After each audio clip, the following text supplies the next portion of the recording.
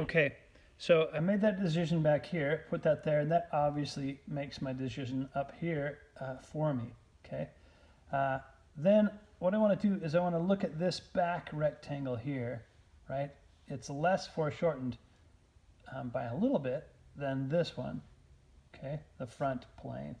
I'm looking at that rectangle, and I want to come over here and look at this rectangle and say, does that rectangle look like that one in perspective?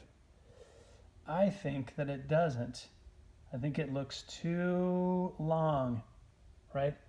It's too long. Okay. Now the deal is, if I get something that's off a little,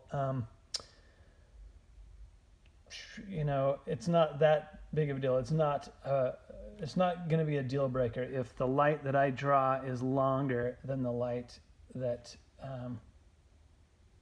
I'm actually holding in my hand, right? Than the actual bike light. It's not that big of a deal. But if I can solve that problem, then I won't be kind of fighting that the entire time. So the deal is, if that is too long, I either need to shorten it, right? Or slice some off the back, right? To get that to be the proportion that I want. I like this proportion. I don't love this one. So, you know, I would just kind of come in here, rotate my ruler. Hold on, let me switch hands. I'd kind of like to keep this box, you know, as big as possible.